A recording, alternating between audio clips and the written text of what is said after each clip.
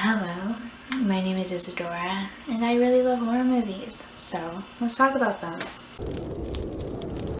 I'm going to be reviewing very casually because I'm not really a reviewer, but just talking about the movies that I watched in the first quarter of this year, so January to March. I know this video is gonna be late, obviously, because it's May right now. We're in the second month of the second quarter, but let's just talk about them, yeah? The first horror movie I watched this year wasn't until February, actually, and that was Host, which was released in 2020. And I'll just be reading you the letterboxd descriptions, so I don't have to like pull it out of my brain. Because have you ever tried talking about the plot of a horror movie without ending it with "and then everything goes wrong"? Because I haven't. 6 friends hire a medium to hold a seance via Zoom during lockdown, but they get far more than they bargained for as things quickly go wrong. When an evil spirit starts invading their homes, they begin to realize they might not survive the night. So I have never seen in full a computer Zoom video chat horror movie. Obviously this is becoming its kind of own genre, but I do know the entire plot of Unfriended and another type of movie in that genre because I like to watch analysis videos. So this was technically the first one I watched without spoilers, and I did like it. I give it a 3 out of 5 or a 6 out of 10. I do like to rate my movies out of 10 versus 5. One thing I really liked is that it is only 56 minutes, so it's not even a full hour. But I have a very short attention span, so I end up leaving movies right before they finish. Like, I'll have like 20 minutes of a movie left, and I'll just stop because I'm like over it. And I end up having like a million unfinished movies. But this one I was able to watch from beginning to end because it was engaging enough with the whole banter and the little bit of like the wave of the plot kind of being exciting, and then blah blah blah, you know what I mean.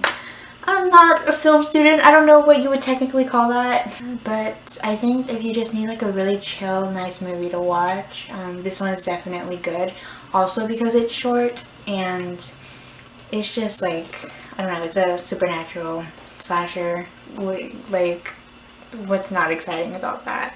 And then I watched one that I didn't like that much, and I'm surprised I gave it this rating, but that was Hollow. So I watched this one on Tubi. Sometimes I just like to like randomize my to watch list, and so I watched this one. It wasn't good. 4 friends on holiday explore the local folklore of their house and realize that belief in a myth can quickly materialize into reality, bringing horror to life for the town. So, obviously, as you can tell from the movie poster, this is about a tree. It's a horror movie. It's about a haunted tree of some sorts. And it was just boring. It was very promising in the beginning because, like, I wouldn't say the interactions between the characters were like the most natural. This is a found footage film, by the way, but I was like enjoying what they were saying. I don't know, like it wasn't terrible. Yeah, it just seemed like it was gonna be fun, and then it would eventually get into the horror of the movie, and then it didn't really get into it until like, oh god, until like the last third of the movie, and up to that I had lost interest in the second half. It took me like a week to finish this movie, so there you go, there's an example. But it was just boring, and there wasn't much horror except for the last like 20 minutes. This really isn't a spoiler. They get into this car at like the ending of the movie, right? And they're in the car for like 10 minutes, 15 minutes. I swear. Like, I could be over exaggerating, but I swear it felt like 15 minutes. And then, of course, they step out into the car and then the movie ends because some stuff happens. But, I don't know. It was just very sudden, the ending, and it was a little bit disconnected from the rest of the movie. Do not recommend this one. It's boring. I don't know why I gave it 2 stars. Oh, I forgot about this one. But like 2 days before that, I watched one that I did like, and that was All My Friends Are Dead. But this is a foreign Netflix film about a group of friends at a New Year's Eve party who go through a whirlwind of events that expose secrets, break hearts, and leads to a shocking outcome. The whole movie is us flashing back to the previous night to see like what leads up to literally like everyone being dead at this party. And for like most of it, I had no idea how it was going to conclude. And I would say, like, obviously with the events leading up to the ending, it makes sense. But then, like, if you go away from the movie for a little bit and then just come back, it feels very sudden. But it adds to the kind of comedic nature of this movie. It's not that serious of a movie. It's more of like a, I don't know, dark comedy, I would say. It's more focused again on like the drama between all of these people, because everyone's has their own problems, so there's tension and there's like arguments, and then stuff just goes wrong very quickly because everyone's drunk. But I actually did like it. I gave it a 7 out of 10. I was highly entertained. I'm pretty sure I watched this one all the way throughout to the end of the movie, which is a big deal. Then I watched the the Mortuary Collection. In this phantasmagorical town of Raven's End, a misguided young girl takes refuge in a discreet old mortuary.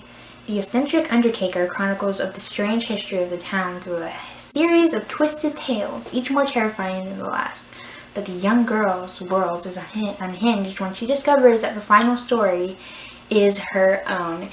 This is a Shudder original, and I heard about it from someone else, so I decided to watch it because I like I like magical fantasy, I like aesthetically pleasing movies.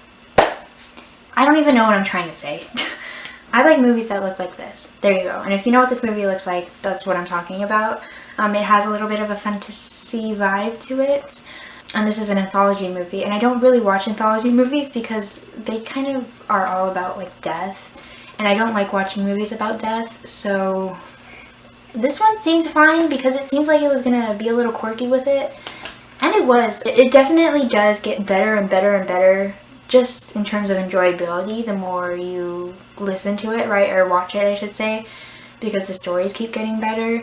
A really standout point of this movie, and a reason why I gave it such a high rating, a 4 out of 5 or an 8 out of 10, was the aesthetics of the movie. I mean, you could obviously tell that this movie had like a very large budget, and they very much focused on making it look nice.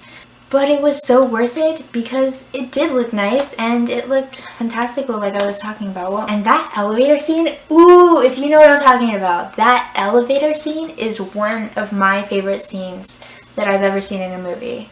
Now I'm going to talk about a couple of really popular movies. I think the rest of the movies I'm going to talk about in this video are very popular.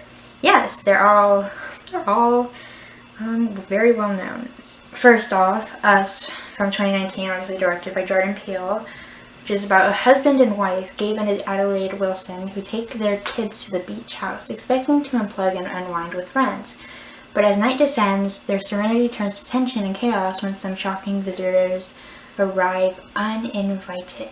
I watched this one. I think this one was on HBO Max because I hadn't been spoiled about this movie because people don't talk about this one. I mean, obviously it's a very popular movie, but I feel like people don't talk about this one as much as they do Get Out.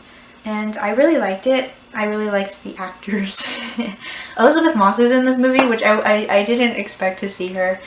And there she was. But for example, Lupita Nyong'o, I really like her. So I liked that she was the leading lady in this movie. I like how quickly it gets into the story too. Like, there's not a lot of time in between the main plot and the arrival kind of the beach house and stuff. And I think it has a really nice opener. It's probably one of my favorite openers I've seen so far in a horror movie. I gave it a 4 out of 5. Then I watched The Conjuring, again on HBO Max. Paranormal investigators Ed and Lorraine Warren work to help a family terrorized by a dark presence in their farmhouse. Forced to confront a powerful entity, the Warrens find themselves caught in the most terrifying case of their lives. The interesting thing about this movie is while I was watching it, it was kind of just like okay well, not okay, just okay, but like I wasn't having any strong opinions on it. I was enjoying it, but I wouldn't necessarily have called it a favorite while I was watching it. And then I finished it, and I literally, like, the next day all I wanted to do was rewatch it, and I don't know why. And like to this day, I still don't know why I love this movie so much. But it is as good as everyone says, of course. And I'm really excited to continue with the franchise because I still haven't continued. And then of course, like I'm getting more excited because they're showing the trailer of The Devil Made Me Do It on TV, which is just like an exciting thing in itself because they're showing movie trailers on TV again. But obviously it's making me more excited to continue with the franchise. The directing of this movie is just like really cool to watch. I think it has a lot of really good frames. It has a lot of frames. Why am I trying to act like I know what I'm talking about? It has a lot of shots where it's a wide angle almost. Not really, but we see the entirety of the scene. And I think it's really cool because it works in the jump scares and the suspense and the tension because you can see everything. Does that make sense? I feel like I just said a bunch of nonsense. Did I tell you my rating? I give it a 3.5 out of 5, which is a 7 out of 10. I might bump that up actually to a 4, but I also gave it a heart because it's just that good. I love it. I love it. I love it. The final movie that I'm probably not going to linger on for too long because it's very popular. The Invisible Man. Hello. I suppose I'll tell you the plot of this because consistency. When Celia's abusive ex takes his own life and leaves her his fortune, she suspects his death was a hoax. As a series of coincidences turn lethal, Cecilia works to prove that she is being hunted by someone nobody can see. I can assure you, I liked it. I give it a 4. Oh wow, a lot of these popular movies I'm really loving, huh? I think it does that whole like slow pacing very nicely. And, well, maybe it's not the most slow pace of movies. I'd say more like in between a slow and a medium pacing. And not a lot happens. It's not very much action based. It's more so in this kind of paranoia that Cecilia is experiencing, and you're seeing her being gaslighted and suffering and worrying about her family. But for like not a lot happening, it obviously, you know all of this already. It obviously is a very addicting movie to watch. Or not, maybe addicting is not the word I'd use, but it's a very good movie, and it doesn't make you want to put it down because you think, nothing's happening. Like, I really liked it, and I think everything that could have been done well about this movie was done well. I don't even know the specifics. I was very satisfied with the ending. So those are all the movies that I watched. Thank you so much for watching this video, and I'll catch you next time. Bye.